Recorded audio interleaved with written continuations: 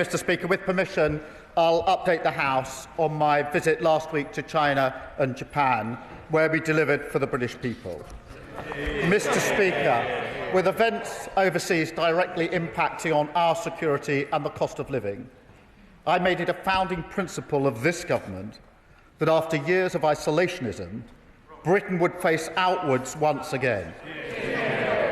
This was an 18-month strategy to rebuild our standing, and we have delivered, strengthening our US relationship with our world-first trade deal, resetting our relationship with the EU, striking a groundbreaking FTA with India, and now thawing our ties with China to put this relationship on a more stable footing for the long term. Mr. Speaker, China is the second biggest economy in the world. Including Hong Kong, it's our third biggest trading partner, supporting 370,000 British jobs, and it is an undeniable presence in global affairs. It would be impossible to safeguard our national interests without engaging with this geopolitical reality. Yet we inherited a policy from the previous government, not of engagement with China, but hiding away and sticking their heads in the sand. While our allies developed a more sophisticated approach, they let the UK fall behind. We became an outlier. Of my three predecessors, none held a single meeting with President Xi. For 8 years, no British Prime Minister visited China. 8 years of missed opportunities. Meanwhile, Mr. Speaker, over that period, President Macron visited China 3 times, German leaders 4 times, the Canadian Prime Minister was there a few weeks ago, Chancellor Merz and President Trump are both due to visit shortly. In this context, refusing to engage would be a dereliction. Order! Mr. Klugendat, you will be withdrawing that remark. You will withdraw it. Thank you. Can we calm it down, because I'm sure you'll be wanting to catch my eye. And I would like to hear what you're going to say, so let's not ruin the opportunity. Prime Minister. Mr. Speaker, in this context, refusing to engage would be a dereliction of duty, leaving British interests on the sideline. And incredibly, some in this House still advocate that approach. But, Mr. Speaker, leaders do not hide. Instead, we engage. And we do so on our own terms, because, like our allies, we understand that engagement makes us stronger. Mr. Speaker, protecting our national security is non-negotiable. We're clear-eyed about the threats coming from China in that regard, and we will never waver in our efforts to keep the British people safe. That is why we've given our security services the updated powers and tools that they need to tackle foreign espionage activity wherever they find it, and tackle malicious cyber activity as well. But the fact is, Mr. Speaker, we can do 2 things at once. We can protect ourselves whilst also finding ways to cooperate. And it was in that spirit that we made this visit. I had extensive discussions over many hours with President Xi, Premier Li and other senior leaders. The discussions were positive and constructive.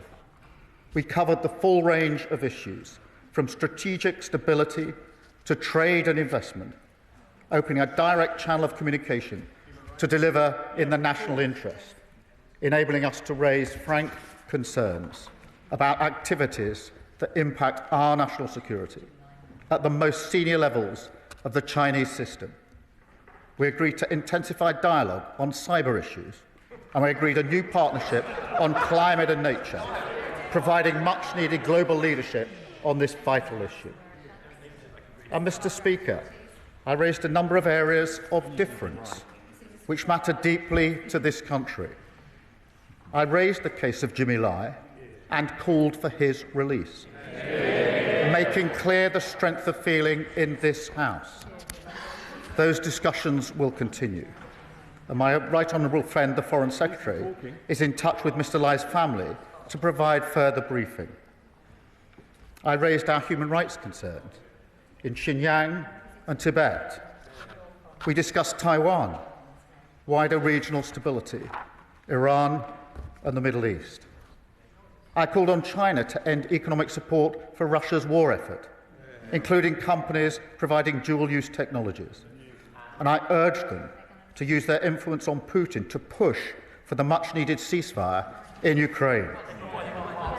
And, Mr. Speaker, I also raised the fact that members of this House have been sanctioned by the Chinese authorities. In response, the Chinese have now made it clear that all such restrictions on parliamentarians no longer apply. And I want to be clear, this was not the result of a trade. Exactly. Yes, members will want to see more, I understand that. But that is precisely the point. Ignoring China for 8 years achieved nothing. This step is an early indication, not the sum total, of the kind of progress that this sort of engagement can achieve, through leader-to-leader discussion on sensitive issues, to stand up for British interests. Mr. Speaker, my visit was also about creating new opportunities for British businesses to deliver jobs and growth for the British people. We took with us a brilliant delegation of nearly 60 businesses and cultural powerhouses, the very best of British, as an embodiment of what this country has to offer. If anyone's in doubt as to why this matters, I urge them to spend a few minutes with any one of those businesses. They will tell you about the incredible potential there and the importance of getting out there and accessing the market. And we made significant progress, paving the way to open the Chinese market for British exports, including our world-leading services sector. We secured a 30-day visa-free travel for all Brits, including business travellers. We secured China's agreement to halve whisky tariffs from 10% to 5%.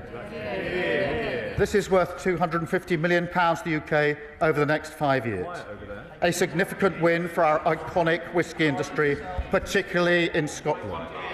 And, Mr. Speaker, that lower tariff comes into force today. In total, we secured £2.3 billion in market access wins, including for financial services, £2.2 billion in export deals for British companies, and hundreds of millions worth of new investments. In addition, Mr. Speaker, we agreed to work together in some key areas of law enforcement. Last year, around 60% of all small boat engines used by smuggling gangs came from China. So we struck a border security pact to enable joint law enforcement action to disrupt that supply at source. We also agreed to scale up removals of those with no right to be in the United Kingdom and to work together to crack down on the supply of synthetic opioids. We will continue to develop our work across all these areas because, Mr. Speaker, this is the start of the process, not the end of it. My visit was not just about coming back with these agreements. It was about the wider question of setting this relationship on a better path, which allows us to deal with issues and seize opportunities in a way that the previous government failed to do. Finally, Mr. Speaker, let me say a word about my meetings in Tokyo. Japan remains one of our closest allies. Together, we're the leading economies in the CPTPP, partners in the G7, the G20, and the Coalition of the Willing. And they are the UK's largest inward investor outside the United States and Europe. So I had an extremely productive meeting with the Prime Minister as we set out our shared priorities to build an even deeper partnership in the years to come. That includes working together for peace and security, supporting Ukraine as we work for a just and lasting peace, and deepening our cooperation in cutting-edge defence production, including through GCAP. We discussed how we can boost growth and economic resilience by developing our cooperation, first in tech and innovation, where we are both leaders, second in energy, where Japan is a major investor in the UK, and third in trade, where we're working together to maintain the openness and stability that our businesses depend on. That includes expanding the CPTPP and deepening its cooperation with the EU. We will take all of this forward, Mr. Speaker, when I welcome the Prime Minister to Chequers later this year. So, Mr. Speaker, this is Britain back at the top table at last, facing outward, replacing incoherence and isolationism with pragmatic engagement, replacing naive posturing with the national interest. In dangerous times, we're using our full strength and reach on the world stage to deliver growth and security for the British people, and I commend this statement to the House.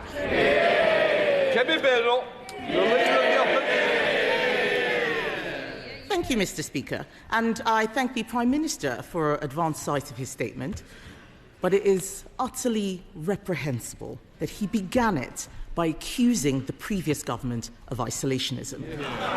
The same Conservative government, the Business Secretary is laughing, just that, we'll tell him, the same Conservative government that led the world in our response to the invasion of Ukraine, that signed a vital strategic alliance in AUKUS.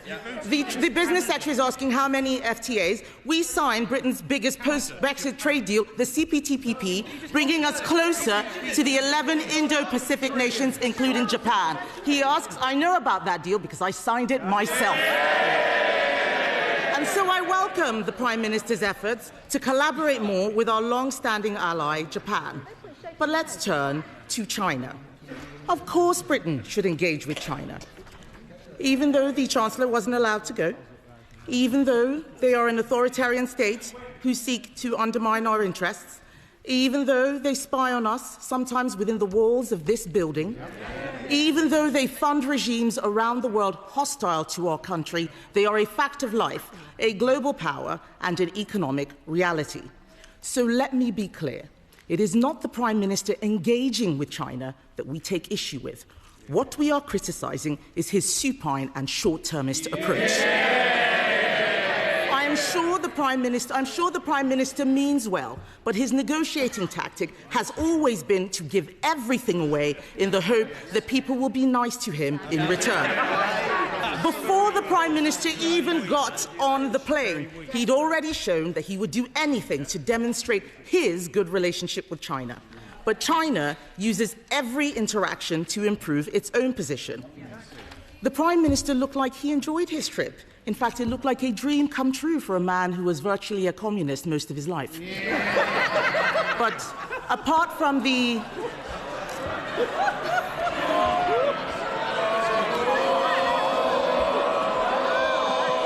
Mr. Speaker, apart from the Labubu doll in his suitcase, and I hope he's checked it for bugs, he has come back with next to nothing. We all want cheaper tariffs for Scottish whisky, but if the Prime Minister bothered to speak to the whisky industry like I did 2 weeks ago, he would know that what they really need is cheaper energy and lower taxes. What else did he get? Visa-free travel. China already offers this to other countries. It's not big enough for a prime ministerial visit.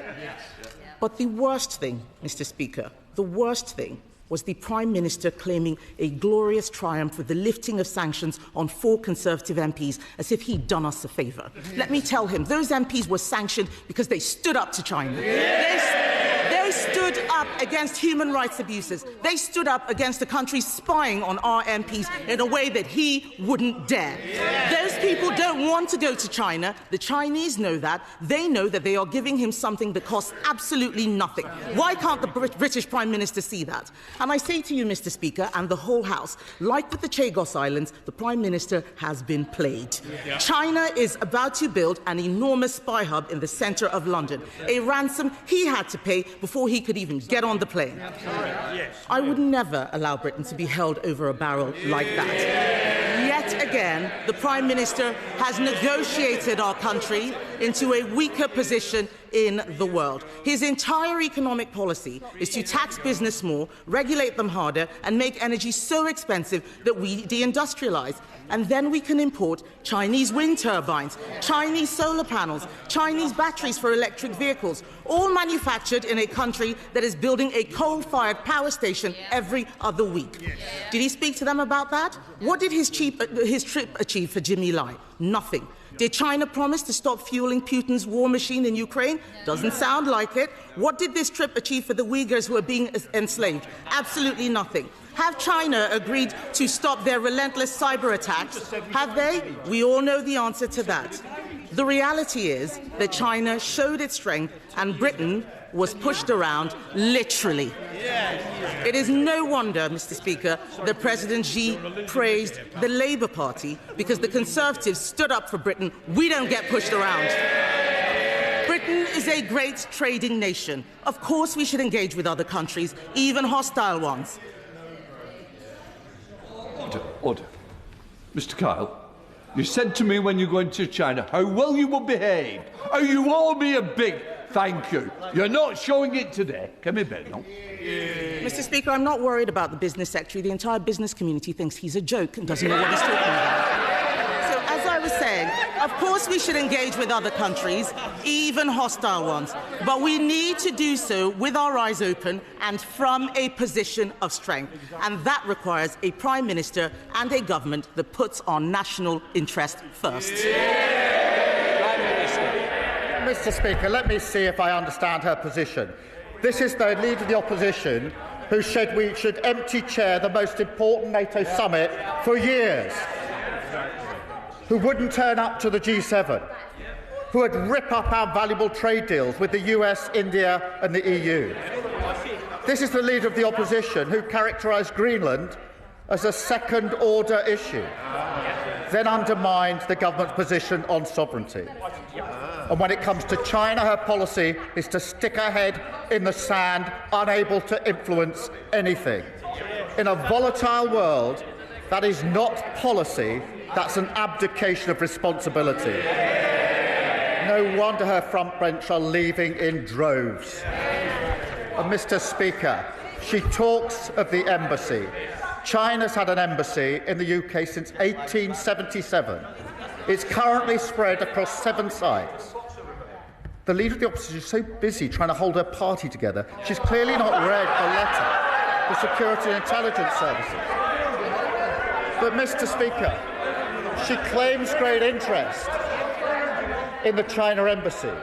She was offered an invite for a Privy Council briefing on the issue. What did she do? She chose not to attend. Mr. Speaker, that's a dereliction of duty. Even worse, what did she do? She sent in her place the member for Croydon South, the Shadow Home Secretary. That is a double dereliction of duty. Instead of taking up a Privy Council briefing, she took up a megaphone on the streets outside the embassy. I changed my party from a party of protest to a party of power. She's rapidly going in the opposite direction. And her reply this afternoon seems to be that we should engage with China, but not engage with China. That what we should do, instead of leader-to-leader discussions where we raise all the opportunities and the difficult issues, each and every one of them, instead of those leader-to-leader meetings, she'll get a bag of sand and put her head in it and influence absolutely nothing. They're so unserious about world affairs. To the 41st Select Committee, Dame Emily Thornbury. Thank you very much, Mr. Speaker. I'd like to thank the Prime Minister for his statement, and I'm pleased to see that his trip went so well. This morning, I was in touch with the Scotch Whisky Association, who want me to convey their congratulations to the Prime Minister for securing reduced tariffs to China. But there is, of course, more work needed. A Prime Minister's job is never done. The biggest overseas market for whisky is, of course, the US, where the tariff is still too high. So can the Prime Minister confirm that this will not be the end of the support that he will give to the Scotch whisky industry and will continue to be an advocate for them? Yes, I can confirm that. We're continuing to work with the US and, of course, the India deal that we secured will have an impact on tariff for whisky as well. Okay. Leader of the Liberal Democrats, Sir Ed Davey. Thank you, Mr. Speaker. And with your indulgence, can I start by paying tribute to my friend Jim Wallace, one of the great Scottish Liberals, and offer our thoughts and prayers to his family and many friends. Jim devoted his life to public service, his Christian faith, and the cause of liberalism. But, Mr. Speaker, his judgment wasn't always impeccable, for it was Jim who gave me my first job in politics. We will miss him. Turning to the statement, can I thank the Prime Minister for advanced sight of it? I listened to the Conservative leader, whose position now seems to be to oppose trade with the world's biggest economies. So much for global Britain. But with Mr. Speaker, with President Trump threatening tariffs again, just because of the Prime Minister's trip, with Vladimir Putin still murdering civilians in Ukraine, now more than ever, the United Kingdom must forge much closer alliances with nations who share our values, our belief in free trade, and our commitment to our mutual defence. But China is none of those. The Prime Minister's main focus should be on the closest possible ties with our European neighbours, our Commonwealth allies, and our friends like Japan and Korea. So once again, he has made the wrong choice. However, unlike the Conservative Party, we think he was right to go and engage. But just like with President Trump, he approached President Xi from a position of weakness instead of a position of strength, promising him a super embassy here in London in return for relatively meagre offers from China. He rightly raised the case of Jimmy Lai, whose children fear for his health after 5 years held in captivity. So will the Prime Minister tell us what Xi said to give him confidence that Mr. Lai is now more likely to be released? Did he also challenge Xi over the bounties on the heads of innocent Hong Kongers here in the United Kingdom? Or the revelations that China hacked the phones of number 10 officials for years? In other words, did he stand up for Britain this time? And yet again, Mr. Speaker, the Prime Minister had to spend time on a foreign trip responding to revelations about the vile paedophile and sex trafficker Jimmy Epstein and his relationship with Lord Mandelson. The Prime Minister has rightly said that Mandelson should resign from the other place. But since he hasn't, will he back a simple piece of legislation to strip him of his peerage? Surely this House could pass it tomorrow. Minister. Can I start by offering my deep condolences on behalf of the government in relation to Lord Wallace? He was a kind and decent man, and I know he'll be sorely missed on the Liberal Democrat benches, and may he rest in peace. In relation to the approach to China, of course we need to build stronger alliances with our key partners, and that's what we have been doing, particularly with the EU. But he's wrong. It's not a choice between doing that and engaging with China. One can do both, and that is what we're doing. And I think it's more important, where there are opportunities and sensitive and really important disagreements, to have a meeting to discuss them. Because the House is violently agreeing that there are issues that need to be discussed. The difference between us is we think that having a leader-to-leader meeting to discuss those issues is better than sticking your head in the sand if you really want to influence things. So we can do both. In relation to the points he raised, yes, I did raise the case of Jimmy Lai, and we've now spoken to his family about that discussion. Yes, I did raise the case of Hong Kong. I raised a number of human rights issues, as I listed. The point was, by being in the room, having the debate one-to-one with the leader at leader level, it was possible to raise those issues. There is, frankly, no point standing in this House shouting and screaming about issues if you're not prepared to get in the room to discuss them. It gets you absolutely nowhere. Chair of the Business Committee, Liam Byrne. Thank you very much, Mr. Speaker. I want to welcome the Prime Minister's serious engagement with serious power. It is essential to safeguarding our national interest. Mr. Speaker, the complexities of China require from Britain a whole-of-society approach, which is completely impossible until the government publishes a clear China strategy to explain what is off-limits and how we're going to rebalance competition with Chinese industry that is 6 times over-subsidised compared to our firms. Now, last week in Europe, I heard very clearly from our partners that they are worried that the lackadaisical approach to policing Chinese competition risks deeper integration with Europe. The EU has 143 trade measures in place against Europe. We have none. So will the Prime Minister now follow through his meetings last week and publish a strategy coordinated with our allies so we can take out the guesswork and put in place the guardrails for this important relationship? Prime Minister.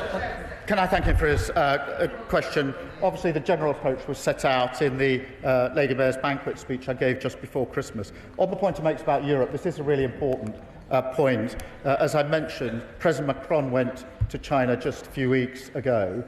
Chancellor Merz is due to go very shortly, and he won't be surprised to learn that the three of us, as the E3, discussed in advance the approach we would take, and we'll discuss during the visits and afterwards the outcomes and how we go forward as a group of European nations.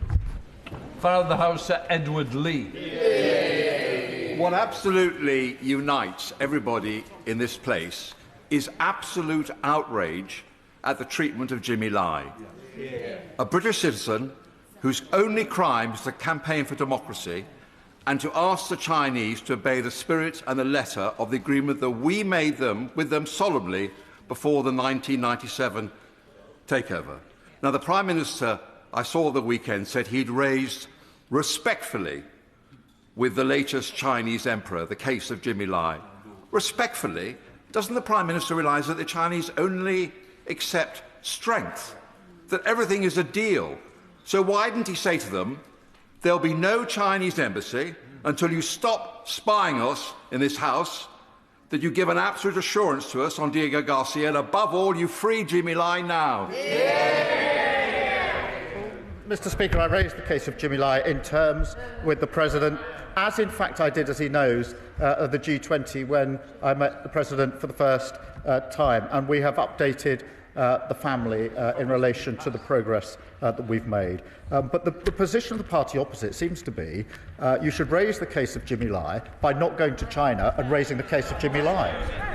Defence Select Committee, Tan Singh Desi. Thank you very much, Mr. Speaker. We must engage pragmatically with our allies and with others around the world when it serves a national interest, and that is why I welcome the Prime Minister's engagement with both our close ally Japan as well as our major trading partner China. I also welcome my right honourable friend's commitment to the Global Combat Air Programme, which, as the Defence Committee illustrated, is of vital strategic importance as we develop the next generation of fighter jets. But our Japanese and Italian friends are understandably nervous because we have as yet not penned to paper the full contract as was planned last year for Tempest. So can the Prime Minister clarify when that fully formalised contract on GCAP will be penned, and can he also confirm that the timeline and programme will not be sliding sideways? Prime Minister. Can I thank him for raising this programme, which is a very important programme. He'll be pleased to know I did discuss it in my discussions with the Prime Minister in Japan, and we will be publishing our defence investment plan shortly. Tom Tugendhat. Thank you, Mr. Speaker. You have been stalwart in standing with those of us who were sanctioned by the People's Republic of China all those years ago, and you've been very clear that we stand as one in this House. Do you not find it as surprising as I do that the Prime Minister has come back with a deal that lifts the sanctions on those 6 of us who are still in this House, but not the one who isn't, nor the lawyers, advisers and academics who support the work of this House? Is this not a direct affront to the democracy of this place, an attempt to divide and conquer that we've seen China play against the European Parliament and, sadly, has tricked our government too? Prime Minister. Well, Mr. Speaker, I thank you for raising this point. I know how much it matters personally to him and to the others that he referenced. I did raise it directly, and that got the response that restrictions do not apply to parliamentarians. I accept the challenge that we need to go. I accept the challenge, the points that we need to go further. That doesn't mean that what we've achieved should be put to one side. I accept that we must go further, and I'll work with colleagues across the House in order to do so. But in order to go further, we have to engage, and we have to engage at the leader level. Tony Vaughan. Thank you, Mr. Speaker. Can I thank the Prime Minister on his grown-up approach to UK engagement with China? And can I also congratulate him on the agreement for a crackdown on manufacturers of small boat engines and parts, which directly impacts my constituency? But given that the party opposite wouldn't even have gone to China, would you agree with me that the choice is between the Labour government doing the hard yards to shut down the smuggler supply chains and the Tory party who prefer posturing and permanent failure in the Channel? Prime Minister. Thank you for raising 60% of motors used across the Channel are coming from China, so of course it's right to engage appropriately in China on this issue and to get the agreement we got, Mr. Speaker, on information sharing and working to ensure that those engines can't make their way from China to the north coast of France. Taylor. Mr. Speaker, I'm going to have another chance, another try at the question my right honourable friend asked in his original statement. Can the Prime Minister tell us what President Xi said about the case of Jimmy Lai and what gave him the confidence that we might see movement in the case soon? Can he also let us know what the response was on challenging the bounties put on the heads of dissidents that are here in the United Kingdom, and whether he challenged the transnational repressions that Hong Kongers across the country fear, and whether there's any prospect of them being able to walk the streets without worrying about interference from the Chinese state on our streets? Prime Minister. As I told the House, I raised the case of Jimmy Lai in terms. I won't go into the details of the discussion, safe to say, but we've subsequently spoken to Jimmy Lai's family about that. In relation to the wider issues he raises, including Hong Kong, yes, all of those issues were raised. Samantha Nibbler. Mr. Speaker, I want to thank the Prime Minister for his incredible leadership on an international scale, which has a direct benefit on us domestically, not least the disrupting of the supply chain for engines to small boats. I just wonder, because it's not a silver bullet to solve the challenge with immigration through illegal routes, whether the conversation came up about TikTok being used as a platform to share disinformation and misinformation to encourage people to make dangerous journeys. Prime Minister. We raised a number of issues in relation to smuggling, but the focus was very much on the small boat, on the engines for the small boats, because of the fact that 60% of them are coming from China. We need to stop that supply chain if we're going to deal with the crossings. Sir Andrew Mitchell. Thank you, Mr. Speaker. In spite of the somewhat thin economic gruel with which he has returned, the Prime Minister was absolutely right to visit China. But if I may return to the issue of human rights, and in particular Jimmy Lai, did the Prime Minister say, as the whole House would have wished him to say, that this British citizen, nearly 80 years old, held in solitary confinement and denied the chance to practice his religion, should surely receive clemency and be returned to the United Kingdom, or did he merely deliver a written note? Minister. No, I didn't deliver a written note. I engaged seriously on the issue, as he would have expected me to, and went into the details of the case that I was making in the way he would have expected me to do so. Rachel Blake. Thank you, Mr. Speaker. My constituent, the journalist and democracy campaigner Jimmy Lai, was convicted under Hong Kong's draconian national security law. I've listened carefully to what my right honourable friend, the Prime Minister, has said. We have heard that he has raised this issue on his visit. Jimmy Lai is desperately unwell now. His health is failing. I've heard what the Prime Minister has to say. I'm grateful that the Foreign Secretary will be speaking to Jimmy's family. Can the Prime Minister share with us his assessment of will we see Jimmy Lai free in 2026? Prime Minister. Can I thank her for all the work she does on behalf of her constituent? Yes, I did raise this and in detail and made it clear that we were calling for his release, plus other details of the situation in which his health and the situation is being held in.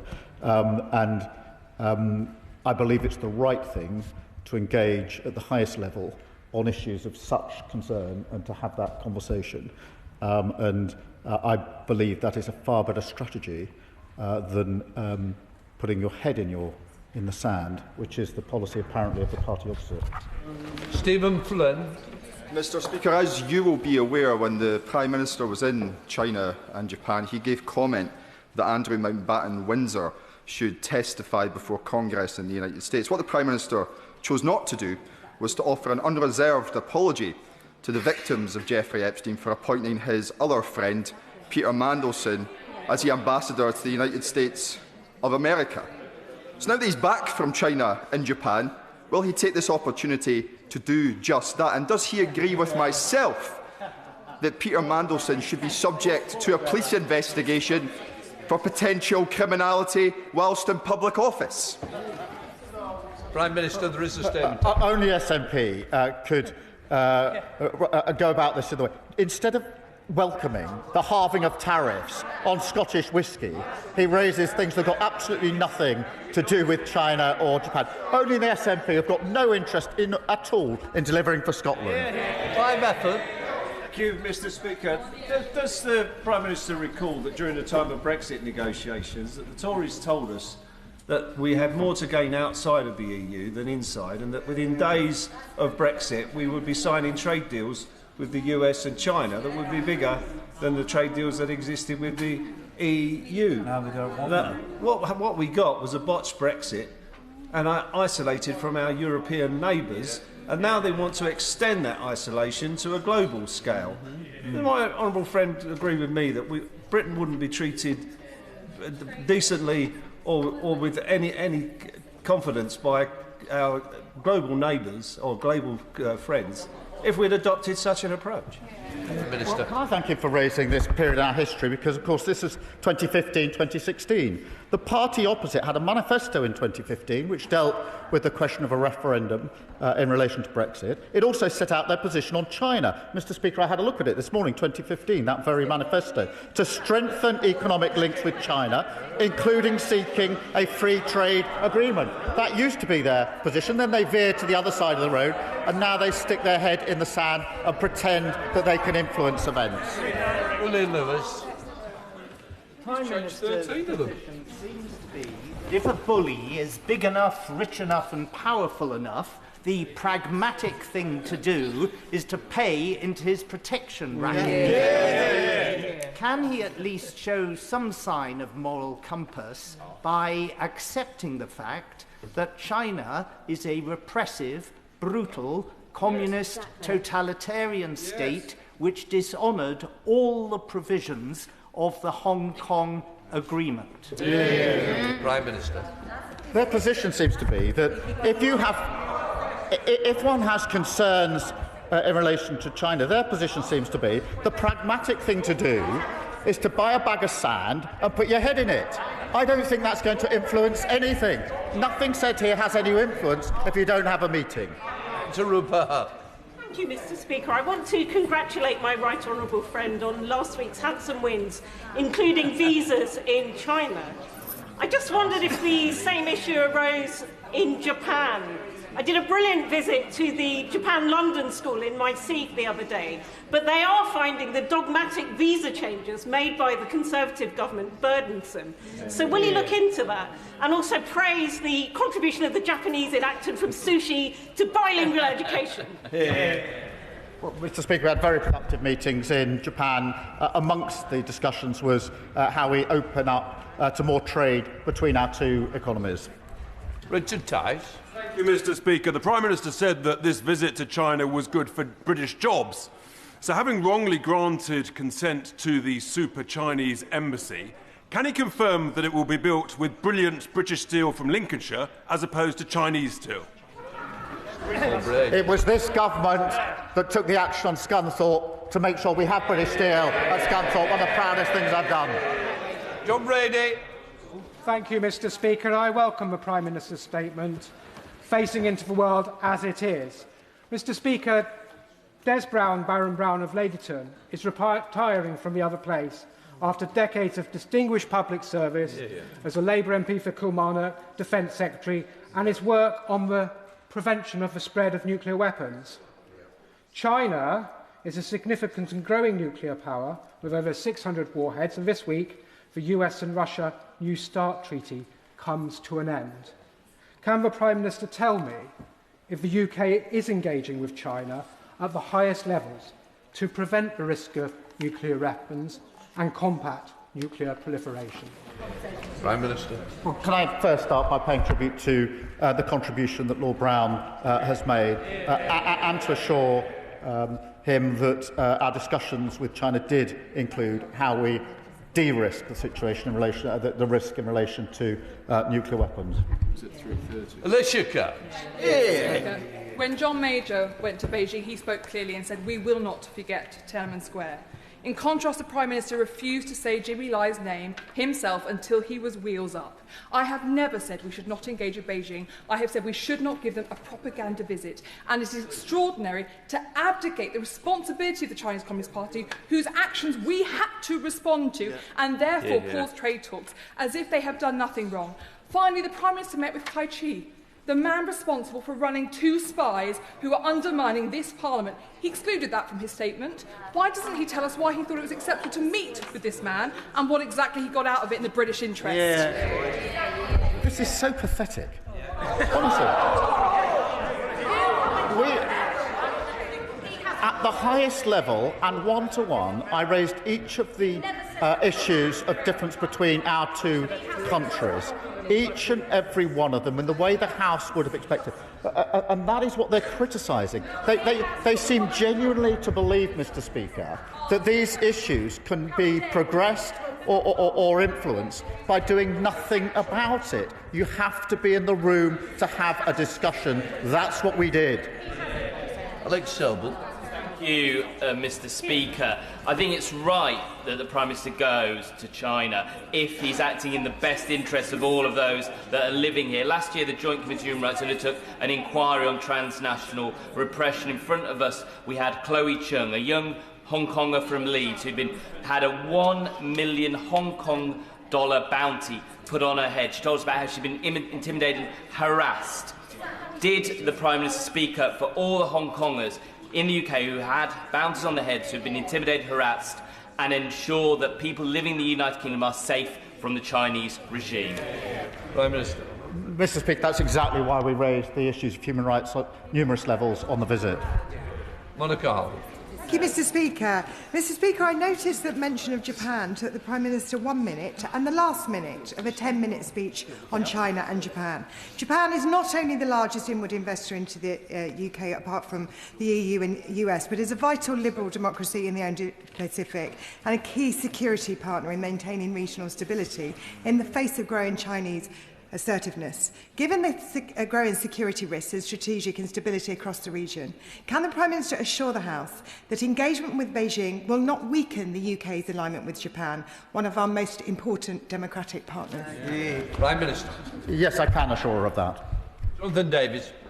Thank you very much, Mr Speaker. In respect of the statement following the visit to China and Japan, I thank the Prime Minister for being in the room and challenging China on its appalling human rights record and also fighting for British jobs. But in respect of his visit to Japan, can I ask, did the issue of Toyota come up? Because Toyota is a significant employer in Derbyshire. It's worth over £5.5 billion to the local economy. And can we do more with Toyota because it's really good for jobs here?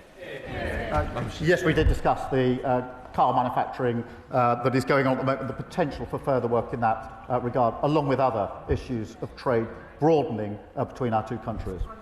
Sir John Whittingdale. The Prime Minister will be aware that some 80% of the sanctioned dual-use items that Russia needs for its drones and missiles that it is firing at civilians and children on a daily basis come from China. He says that he raised this. Did he get any assurance that China will stop supplying Russia? No. Well, he's right to draw attention to this, and that is precisely why I raised it again in terms. I won't go into the details of the discussion, but I did raise it for the very reasons that he sets out. And across this House, we're absolutely committed to a just and lasting peace in Ukraine, and this has been an issue of concern for some considerable period, which is why I raised it.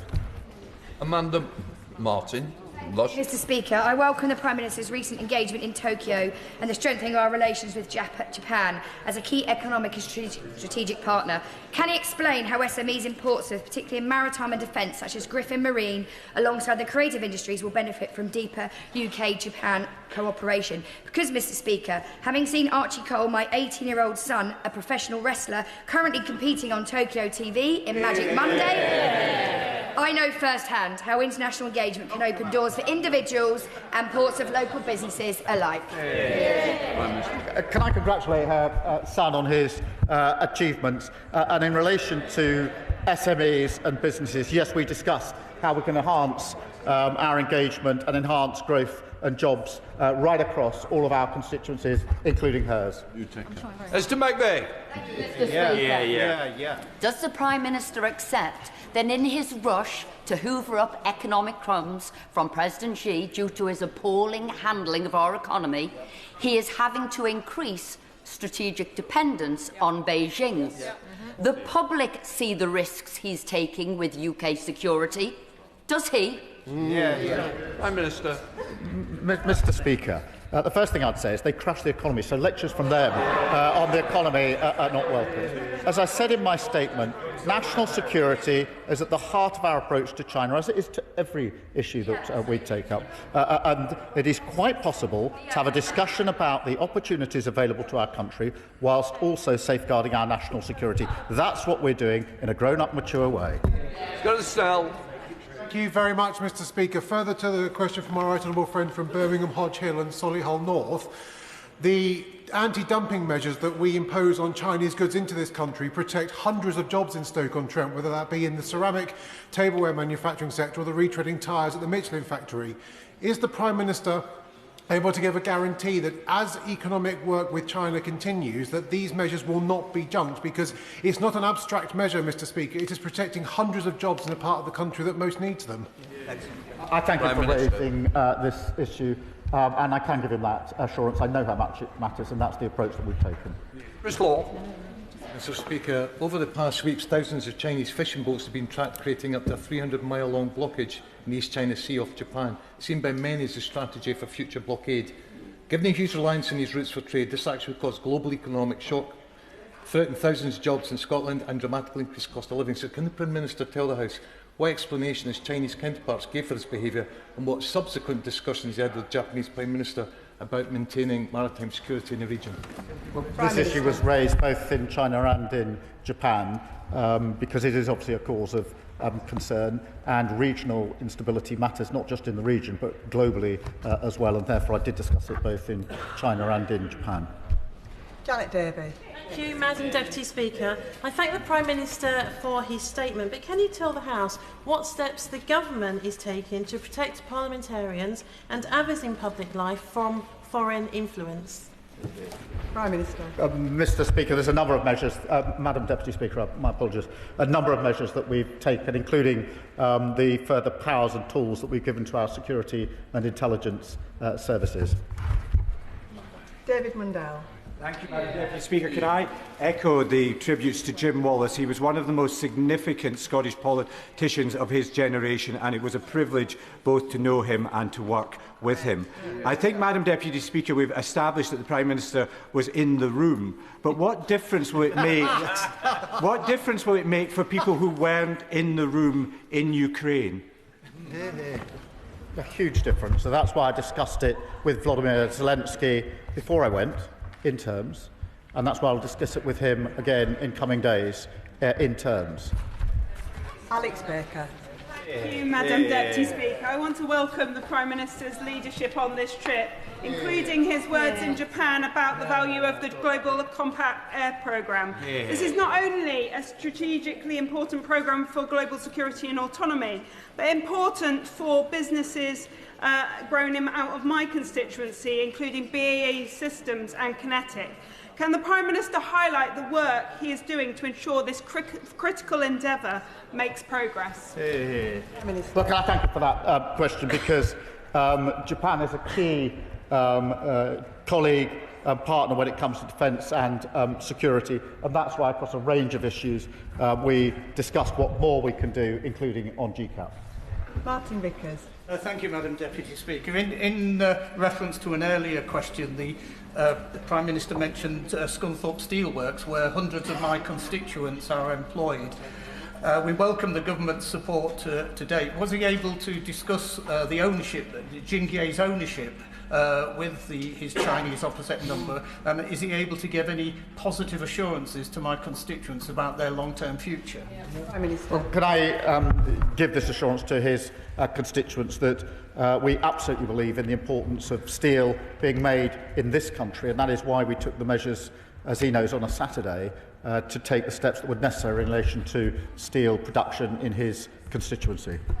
Alex Ballinger.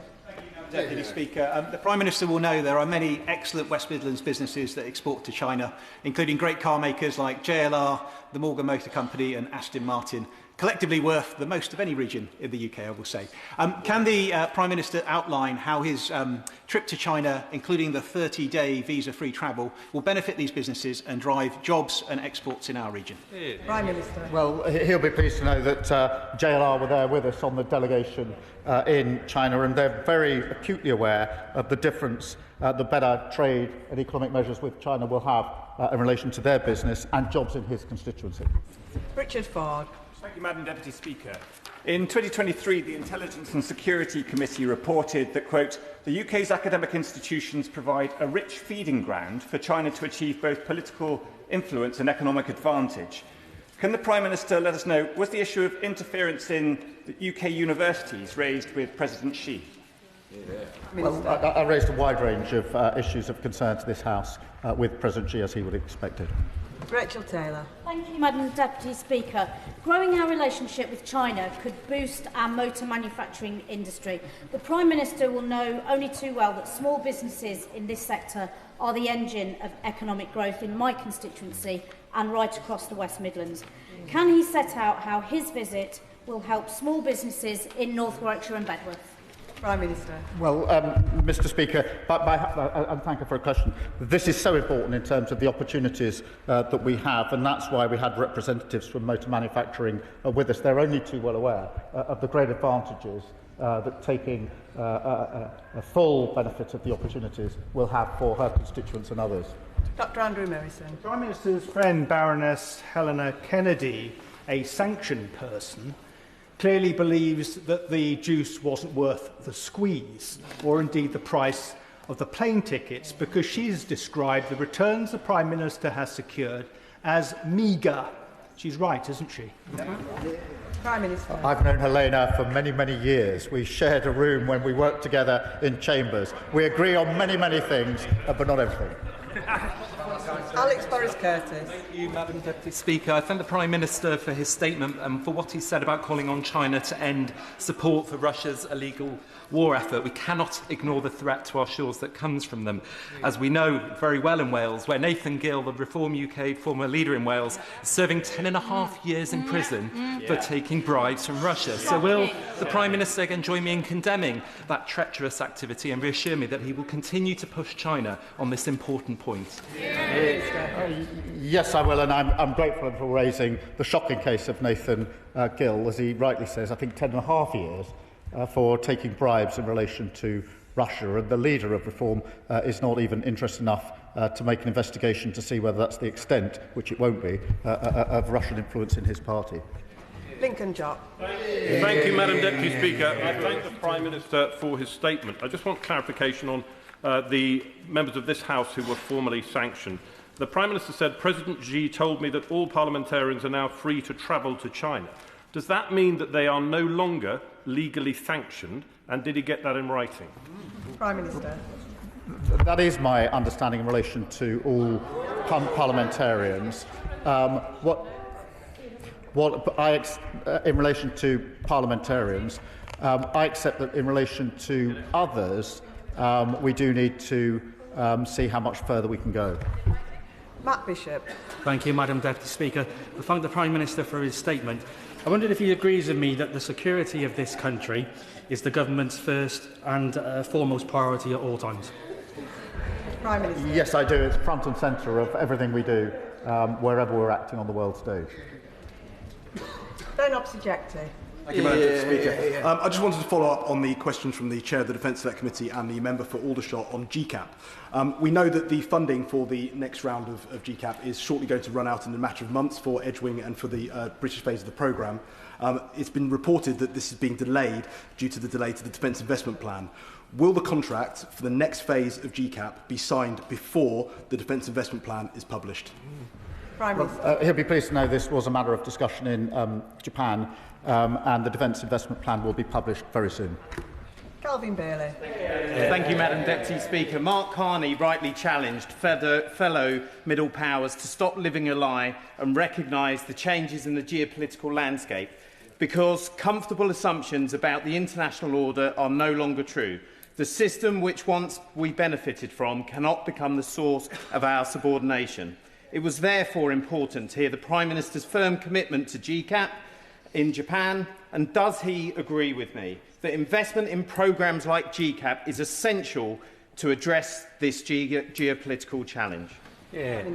Well, yes, I do, and he's right to emphasise the changes in the geopolitical landscape, and that's why we've approached our relationship to the US, to Europe, to India and China accordingly. Greg Smith. Thank you, Madam Deputy Speaker. In his discussions on what the Prime Minister somewhat mildly describes as areas of difference, did he raise the discovery of kill switches and hidden comms devices in Chinese-manufactured solar panels? And if he did, can he assure us that rather than politely asking for this practice to stop, he demanded it? Madam Deputy Speaker, we raised all of the sensitive issues, and we did it in direct terms and in the room, and that, to my mind, is the right way of trying to make progress on these very important issues. Richard Baker. Madam Deputy Speaker, it was a privilege to serve with Jim Wallace in Holyrood, and can I associate myself with the tributes to him. Following trade deals with Europe, China and India, worth hundreds of millions of pounds for Scottish businesses, and defence contracts securing thousands of jobs, can the Prime Minister tell us how he will build on this success for Scotland? And does he agree it's about time with the Scottish Government with the same level of ambition for Scottish businesses? Well, it's astonishing that the SNP are simply not interested in the progress we've made in the India trade deal, which is hugely beneficial to Scottish businesses, and in relation to the halving of tariffs that comes into effect today in relation to China. And the businesses in Scotland know exactly what it means to them, which is why they're celebrating. The SNP can't bring themselves to even welcome it. Jim Allister. Madam Deputy Speaker, I certainly acknowledge the tariff easement in respect of Scottish whisky and its the apparently superior Bushmills whisky from my constituency.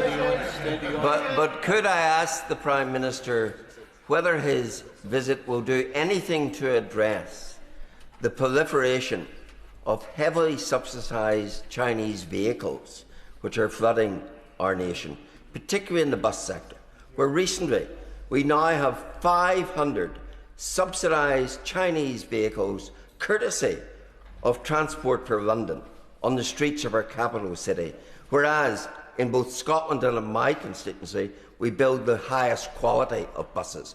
Will there be any action to support British buses as a result of what the Prime Minister is seeking to do? Prime Minister. I see we've opened a whisky competition, but he's quite right. It is really important that we champion the building of buses and so much else in the United Kingdom, where we've got great examples of that, and that's why we will always put the national interest first. Kevin Bonavia. Thank you, Madam Deputy Speaker. And I welcome the Prime Minister's report back from his visit to China and Japan, something that the previous Tory governments refused to do for many years. He outlined many of the issues discussed: human rights, trade, security. I'm particularly interested in what you had to say about the Border Security Pact, because my constituents in Stevenage are very concerned about the small boats crisis. We've already had international agreements with France and Germany. This is a new one with China. I'd like to know more about how this is going to work. How can I do that? He's right to put this package as one, because what we're doing on small boats is with China is looking at the source of the engines themselves. What we're doing with Germany is the transport of these parts through Europe. What we're doing in France is working with the French to tackle the crossings themselves. Dr Kieran Mullen. Madam Deputy Speaker, the whole House can see with their own eyes what's happening here. The Prime Minister on paper has the support of more than 400 MPs. That they want to show their support that someone can fill every single seat on the opposite side and down to double doors. And we all drift away as the statement progresses. But even at the start of this statement, the Prime Minister didn't even have the authority to command 2 or 3 benches of MPs behind him. He's clearly on his way out. But the problem is, in his desperation to shore up his position, he's trading away our national interest. Can he name a single tangible benefit he secured in terms of the rights of Hong Kongers? Prime Minister. Yes, we raised the issues of Hong Kong. We raised the issues. I find it astonishing that their position is that they want all these issues. They say they take these issues seriously. They say of great concern. They stay here, notwithstanding no one else is listening, and raise them on the benches greatly. And then they say, it's so important to me, the one thing I don't want you to do is to go to China and have a discussion about them at the highest level. It's a pathetic approach, unserious approach to foreign policy. Jacob Collier. Thank you, Madam Deputy Speaker. The Prime Minister may have seen that the Japanese ambassador to the UK, Hiroshi Suzuki, was recently in Manchester trying Boddington's bitter. The Prime Minister will know the importance of brewing to my constituency, and perhaps in celebration of these trade deals, he would like to encourage the ambassador to come and sample some of the best beer in the brewing capital of Burton-on-Trent. Prime Minister. Yes, it certainly should encourage that, and I'll take the first opportunity to do so. Graham Leadbitter. Thank you, Madam Deputy Speaker. I'm glad that the Prime Minister enjoys the drama as much as I do, and for the record, I did welcome the Indian trade deal very publicly, so perhaps he may wish to correct the record on that. I'd like to focus, however, on a really significant issue for employment in my own constituency, which is the Ardersier site, which part of the Cromarty Green Freeport, in which Mingyang have expressed a significant investment interest in. I fully understand the national security concerns that need to be addressed in this, but a decision is long overdue in this. It has been with the government for a long, long time. There is investor jitteriness about it. Supply chain is vexed about it, and it's certainly not helping the just transition and putting significant job opportunities at risk. When will the decision be taken, and either let them get on with it or move on to another opportunity? Prime Minister. Can I thank him for raising this issue, which is a concern to his constituents and across Scotland and indeed the United Kingdom. No decision has yet been made, and I'll update the House as soon as I can. Josh Dean. Thank you, Madam Deputy Speaker, and I thank the Prime Minister for his statement today. Last Thursday, I held a public meeting with the Hong Kong community in Bishop Stortford. We met to discuss the proposed changes to indefinite leave to remain, but there was real strength of feeling about the case of Jimmy Lai and democratic freedoms in Hong Kong. So I'm really pleased to hear the Prime Minister raise that. Would he take this opportunity for the benefit of my constituents to set out again the detail of those discussions? Will he also reassure them of this country's commitment to those from Hong Kong who have made their home here, and that this government will listen carefully to their views as part of the Home Office's consultation on earned settlement? Prime Minister. Well, let me give him that reassurance for those from Hong Kong in his constituency and across the whole country, and the support that we will put in for them. John Cooper. Thank you, Madam Deputy Speaker. The SNP Scottish Government undertook a secretive trip to Beijing last year and caught a case of renminbi fever while they were there. They're now blundering around on the world stage, desperate for Mingyang to put money into Ardersier. Notwithstanding the jobs, will the Prime Minister assure the House that he will take cognizance of national security issues? We do not want jobs at any cost. We cannot have wind farms that have Chinese kill switches fitted. Well, as you will have heard me say a moment ago, no decision has been made yet. But as I outlined in my report back to the House, the overarching approach we take to all matters involving China is that national security always comes first. David Taylor. Thank you, Madam Deputy Speaker. On behalf of the all-party group on Japan, can I say a arigato gozaimasu to the Prime Minister for his visit to Japan, and I hope that he had a sugoi time. I think we are all proud in this House of the GCAP programme, which holds a great opportunity not only for global, regional and UK security, but also for British jobs. The Prime Minister mentioned that Japan is already one of the main investors in the UK. Does he share my hope that this programme, just like the Concord programme with France all those years ago, will lead to knock-on benefits for British jobs and innovations in our economy? Prime Minister. Well, can I thank him for his comments and his message over the weekend. Japan is a key NATO ally, G7 and of course the Coalition of the Willing, and as he rightly points out, with key investments in the United Kingdom, and that's why we discussed all those matters and GCAP when we were there. Gregory Stafford. Madam Deputy Speaker, the Prime Minister mentioned his previous meeting with the Chinese President in Brazil at COP. One day later, 45 pro-democracy Hong Kongers were sentenced. Uyghurs, Falun Gong, Tibetans, unregistered religious groups, human rights lawyers and pro-democracy campaigners, Hong Kongers in this country, Jimmy Lai. What single tangible difference has the Prime Minister made for their safety and security? Mr. Speaker, of course there's concerns. They're aired in this House. The difference between us is our position is that the mature, serious thing to do is to have leader-to-leader discussions about them engaging the issue. Their approach is to shout about the issues, get a bag of sand and put your head in it and influence absolutely no one. It is so unserious. They're not fit for government for many, many, many years to come.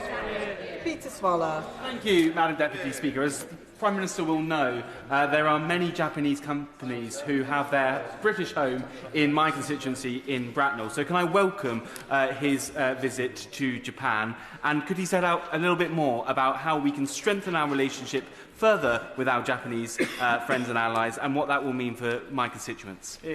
Well, can I pay tribute to all those in his constituency, of which there are very many, as he rightly says. Enhancing our trade and economic ties with Japan is in the interests of both of our countries, and that's precisely what we're focused on. Bradley Thomas. Madam Speaker, while the Prime Minister has failed to stand up for Britain's interests, from what we've seen, he couldn't even make it across Beijing's red carpet without being guided along the way. What did the Prime Minister expect to receive in return for approving the Chinese super embassy, and did the Chinese give it to him? Prime Minister. We've had an embassy in this country since 1877. It's currently over 7 sites. It's now going to be on 1. The Security and Intelligence Services published a letter the day after the decision to say that was better for security in this country, and I think that's the right approach. Peter Swallow. Chris Binns. Second best. Thank you, Madam Deputy Speaker, and can I thank the Prime Minister for his statement today and his continued international leadership. I know, however, wherever he goes in the world, he's always thinking about Harlow. Can I ask the Prime Minister, what difference will a productive relationship with the second largest economy and our third biggest trading partner make to businesses in my constituency of Harlow? He's a champion for Harlow, and it was so good to visit so many times. We had 60 businesses on the delegation with us. They were enthusiastic about the opportunities that this visit would open up for them and all the associated businesses, including his constituency, that will be able to work with them on projects in the future. Dr. Luke Evans. It's widely reported in the media that the Prime Minister and his entourage had burner phones when they went across to China. Could he confirm this? And if it is confirmed, was the reason because he was worried he was being spied upon? Prime Minister. Madam Deputy Speaker, we took appropriate precautions, as we do whichever country we visit. John Slinger. Thank you, Madam Deputy Speaker. Like the Prime Minister, I'm a musician and a strong advocate for the creative arts sector. So could he set out to the House a little more why he took so many creative arts and cultural organisations with him to China? And does he agree that Britain is the best in the world at the creative arts? It's good for trade, it's good for jobs, it's good for our young people particularly, and the kind of visit he's been on will help with this, as will investment at home and abroad.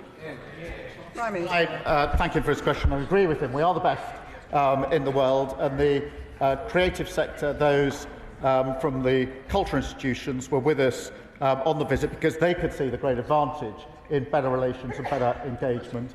not only in relation to the cultural aspects, but of course they are in themselves really important businesses.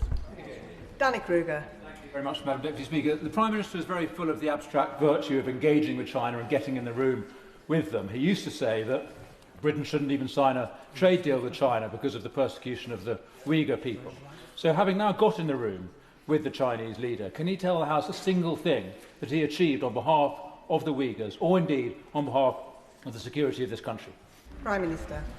Yes, engaging is really important for the security of this country. And just for clarity, we didn't sign a trade deal on the visit. We simply looked at the ways in which we can open the opportunities for businesses. There were 60 big businesses with us on the visit, and they're absolutely clear about the advantages to them. And I'd much rather take their view on the advantages than the nonsense that's being spouted on the other side of this House.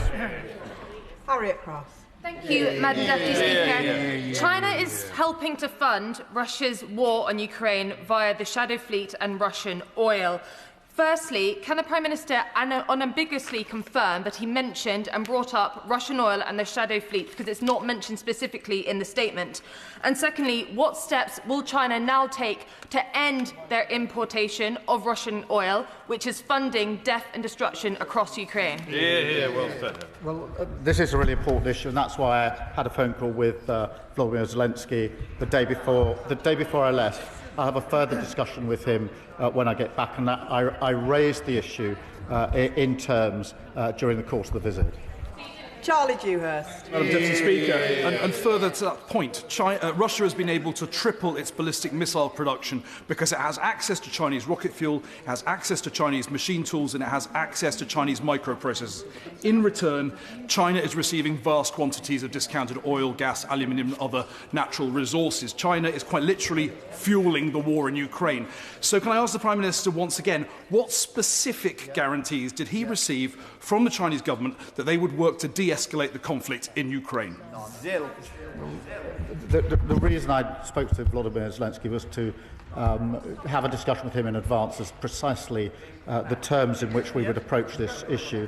I then followed through on that, and I will talk to President Zelensky again in coming days about this. We're working hand in glove with the Ukrainians for the outcome that we all want, which is just and lasting peace. Shannon. Deputy Speaker, can I thank the Prime Minister for his statement, and I welcome the PM's successful trade missions to China and Japan. In particular, I'm heartened by the strides made in Japanese cooperation. However, I would like to ascertain what steps forward were made in terms of the Chinese treatment of Christians, of Uyghur Muslims, of Falun Gong and other religious minorities, and how the Prime Minister was able to use diplomatic soft power to bring about the changes required to stop human rights, or to provide human rights protection, and to stop religious persecution and successful trade between the two nations. Thank you. I'd like to raise these really important issues, and that's why I raised them myself during the course of the visit, and I thank him. And that concludes the statement.